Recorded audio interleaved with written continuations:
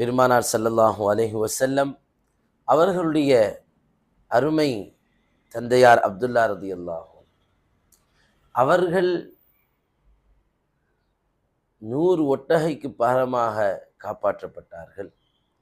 பெருமானார் ஸல்லல்லாஹு அலைஹி வஸல்லம் சொல்வார்கள், அனப்னு தபீஹைன், நான் 2 அறுக்கப்பட்டவர்களுடைய மகனாக இருக்கிறேன். ஒன்று சையதுனா இஸ்மாயில் அலைஹிஸ்ஸலாம், அவர்கள் பெருமானார் ஸல்லல்லாஹு அலைஹி வஸல்லம் அவர்களுடைய மூத்த பாட்டனார். அவர்களை பாதுகாக்க அல்லாஹு தஆலா ஒரு ஆட்டை கொடுத்து அவர்களை காப்பாற்றினார். இங்கே அப்துல்லா ரலியல்லாஹு அன்ஹு பெருமானாருடைய மிக நெருக்கமான தந்தை. நபி அவர்களை இந்த உலகத்திற்கு வெளியே கொண்டு வருவதற்கு இறைவன் தேர்ந்தெடுத்த மிக முக்கியமான ஒரு நபர். அவர்களை காப்பாற்றுவதற்கு அல்லாஹ் 100 ஒட்டகத்தை அர்ப்பணமாக்க வைத்தார். அப்துல்லா ரலியல்லாஹு அன்ஹு அவர்கள் வாலிப வயதை அடைகிறார்கள். அவர்களுடைய தந்தை அப்துல் முத்தலிப் அவர்கள் அப்துல்லா ரலியல்லாஹு அன்ஹுவை கூப்பிட்டுக்கிட்டு பனி ஜஹரா கூட்டத்தை சேர்ந்த அந்த பனி ஜஹரா கூட்டத்தினுடைய தலைவரான வஹப் இப்னு அப்து மனாஃபிடம் கூட்டிட்டு போறாங்க. அவர் ரொம்பவும் பனி ஜஹரா கூட்டத்தாருடைய தலைவர். அந்த பனி ஜஹரா கூட்டம் என்பது குறைஷிகள்கிட்ட மிகவும் சிறந்த ஒரு பெயர் எடுத்த ஒரு கூட்டமாகவும் இருக்கிறது. அடுத்ததாக கூட்டிட்டு போகக்கூடிய நேரத்தில் கையை பிடிச்சி அப்துல் முத்தலிப் அவர்கள் அப்துல்லா ரலியல்லாஹு அன்ஹு அவர்களை கூட்டிட்டு போறாங்க. அப்போ பனி அசத் கூட்டத்தை சேர்ந்த ஒரு பெண், அந்த பெண் இவர்களை பார்க்கிறார்கள். இவங்களுடைய முகத்துல ஒரு அற்புதமான ஒரு ஒளி இலங்கி கொண்டிருக்குது. ஒரு ஒளி வீசுது, நெற்றியில ஒளி இருக்குது. இதை பார்த்த உடனே அந்த பெண்மணி சொல்றாங்க, லக மிஸ்லுல் இப்லில்லதி நுஹிரத் அன்க ஃபகா அலையல் ஆன்.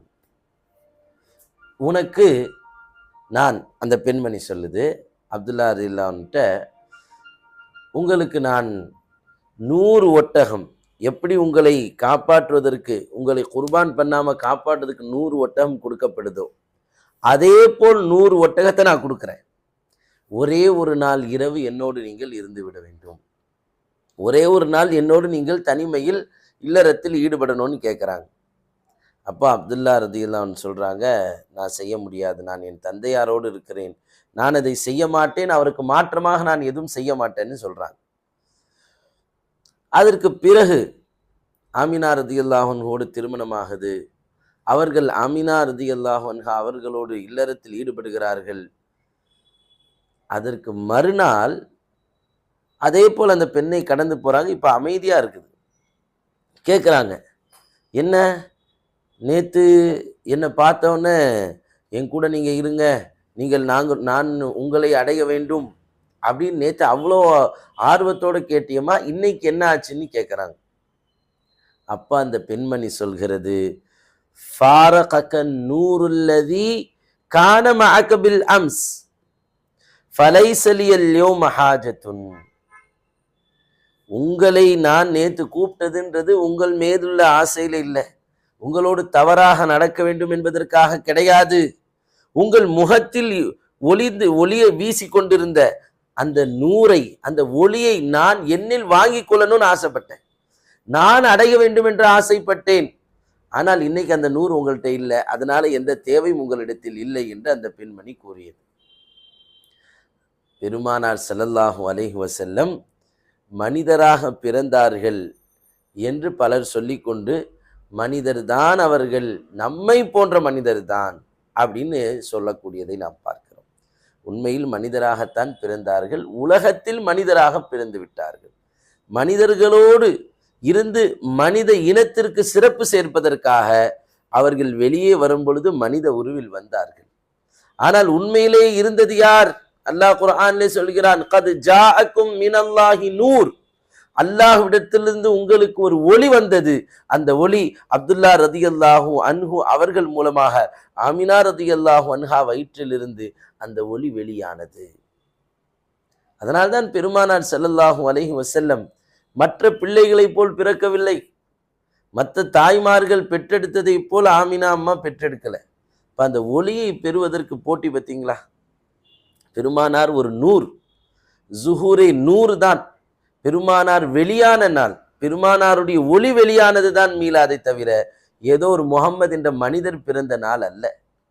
ஒரு பெருமானார் என்ற அல்லாஹ்வின் நூறிலிருந்து வெளியான பேரொளி இந்த உலகத்திற்கு வெளியாகி உலகெங்கும் ஒளி வீச துவங்கிய நாள் தான் மீலாதுடைய நாள்.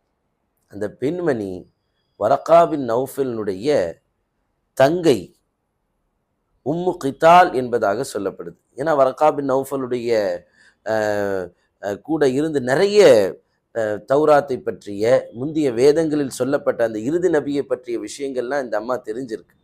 அதனால் அதை பார்த்தவுடன், அப்துல்லா அவர்களுடைய முகத்தை பார்த்தவுடன் அதை அடைய வேண்டும் என்று ஆசைப்பட்டது. அந்த நபி தன்னிலிருந்து உருவாக வேண்டும் என்று அந்த பெண்மணி ஆசைப்பட்டார்கள். இன்னும் சிலர் சொல்வார்கள் அந்த பெண் லைலா அல் அதவியா என்ற பெண் என்பதாக சொல்வார்கள். இன்னும் சில பேர் சொல்லும் பொழுது அது யஹூதியினுடைய ஒரு பெண்ணாக இருந்தது. அந்த யஹூதி பெண் அந்த நுபுவத்துடைய அந்த ஒளி பனி இஸ்ராயல்களில் வர வேண்டும் என்று ரொம்ப நாளா யூதர்கள் எல்லாம் ஆசைப்பட்டாங்கல்ல, அதை நான் நிறைவேற்ற வேண்டும் என்று நினைச்சது. இப்படியாக நூரே முஹம்மதியை உள்வாங்கி இந்த உலகத்தில் வீசச் செய்வதற்கு எத்தனையோ உள்ளங்கள் ஆசைப்பட்டது. ஆனால் அல்லாஹ் பரிசுத்தமான ஆமினா அம்மா அவர்களுக்கு அந்த ஒப்பற்ற உயர்ந்த பாக்கியத்தை கொடுத்தான். இந்த ஆமினா அம்மா என்ன மாதிரியான அதிசயத்தை எல்லாம் பெற்றார்கள் பெருமானாரை அடைந்த பிறகு என்பதை இன்ஷா அல்லாஹ் நாம் பார்ப்போம்.